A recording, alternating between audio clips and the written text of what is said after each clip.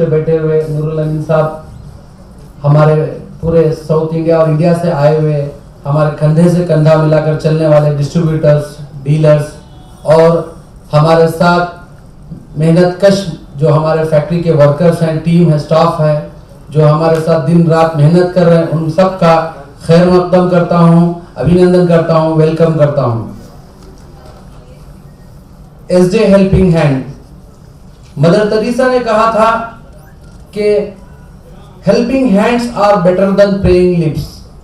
इसमें मैं 2-3 भाषाओं में इसका ट्रांसलेट करूंगा ताकि आपको समझ में आ जाए।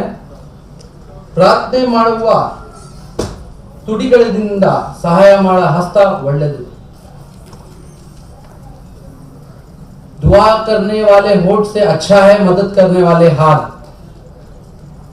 ये चीज हमारे दिल में बहुत पहले से थी कि हमें कुछ करना है, और हमारे चाचा सैयद जलील साहब मरहूम, उन्होंने हमें सिखाया है कि हर किसी को जब ऊपर वाला तुम्हें दे तो गरीबों के लिए भी मदद करें, उनका हिस्सा भी इसमें रखें। वो चीज को हम लेके हर हमेशा चलते रहे और उन्हीं के बताए हुए रास्ते पे हम लोग चल रहे हैं।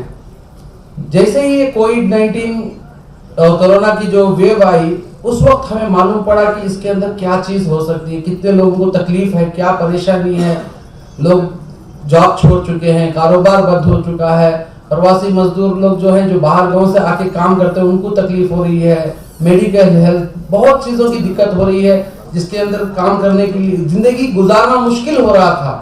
तो उस वक्त हम लोगों ने सोचा कि हाँ, ये वक्त है कि इस वक्त जो ह्यूमैनिटी, मानवता को कुछ हम दे सकें। जिस देश ने हमें इतना सब कुछ दिया, मान दिया, मर्यादा दी, इस देश के वासियों के लिए ये वक्त है कि हम कुछ उन्हें दें।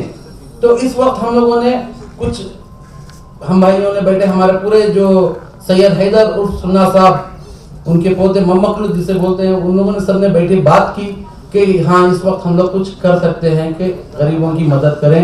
गरीबों के साथ साथ जो लोग जरूरतमंद हैं, जिनको जरूरत है, जैसे भी हो उनकी मदद की जाए।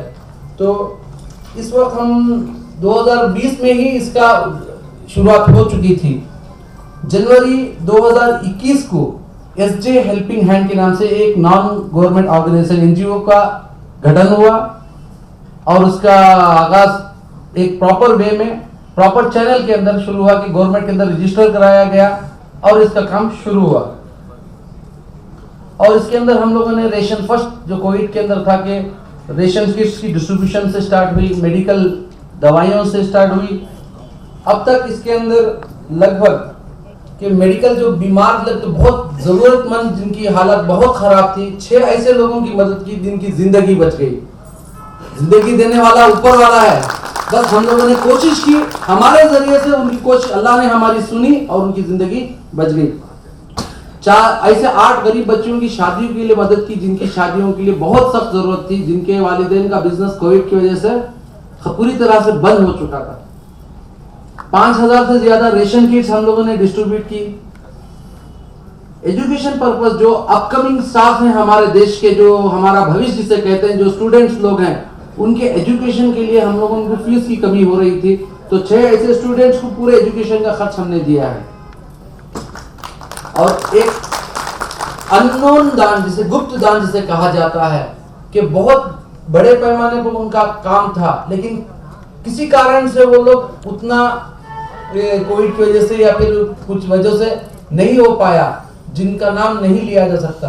उनकी बहुत बड़ी एक मदद हुई है, जिसकी वजह से आज वो स्टेबल है और 4 आदमी को वापस देने के काबिल बन गए हैं। ये बहुत बड़ी बात है हमारे लिए। और इसके बाद हम लोगों ने कहा कि यार इसको गवर्नमेंट के अंदर पूरी तरह से रजिस्ट्रेशन कराया जाए, तो उसको ट्रस्ट बैंक अपॉइंट किया गया और 12A के अंदर रजिस्ट्रेशन करके इनकम टैक्स डिपार्टमेंट में भी इसका रजिस्ट्रेशन हुआ।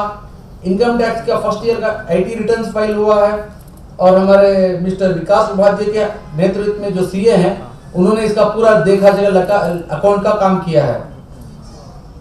आने वाले दिनों में हम लोग एक 6 कुंटा जमीन जिसे कहते हैं, हमारे चाचा सैयद जलील साहब के नाम से एक कब्रिस्तान के लिए रास्ता नहीं है, लोगों को बहुत तकलीफ हो रही है, जहाँ पे जाने आने के लिए जो अंतिम यात्रा होती है, तो उस वक्त में उनको जाने के लिए रास्ता नहीं है, खुद अपनी जमीन से उसमें से एक रास्ता पूरा रोड सैयद जलील के नाम से हम लोगों ने ईदगाह के लिए और कब्रिस्तान के लिए देने का निर्णय लिया है। आने वाले दिनों में भी जो गरीब विडोस हैं, जो जिन बेसहारा हैं, उनके लिए भी रेशन किट का इंतजाम करने का और दवाइयों का इंतजाम करने का भी हम लोगों ने कोशिश जारी रखी है और करना भी चाहते हैं।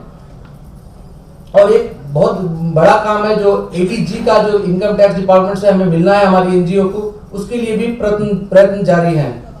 और बहुत लोगों ने कहा कि यार हम लोग NGO नहीं चला सकते, आप चला रहे हैं, हम आपसे जुड़ना चाहते हैं, कैसे जुड़ें, किस हिसाब से जुड़ें? बस कि हम लोग कर रहे हैं एक ऑर्गेनाइज सेक्टर के हिसाब से नहीं कर रहे हैं, हम लोग ऐसे ही कर रहे हैं। तो हम लोगों ने एक फंड रेजिंग प्रोग्राम किया जिसके अंदर हमने हमारा बैंक अकाउंट नंबर, जो लोग भी जुड़ना चाहते हैं, जैसे भी जुड़ना चाहते हैं, अकाउंट नंबर, बार कोड कि आप अपना जो भी दान देना है हमारी NGO को दे सकते हैं, ताकि ये हमारे लिए नहीं है, उन गरीबों के लिए है जिनका हक जहां तक पहुंच सके आप हमें देंगे, हम उन तक पहुंचाएंगे। ऐसे लोगों ने हमें अप्रोच किया, तो वैसे लोगों का भी मदद इस NGO को हुआ है, आइंदा भी करेंगे, इसकी उम्मीद रखते हैं।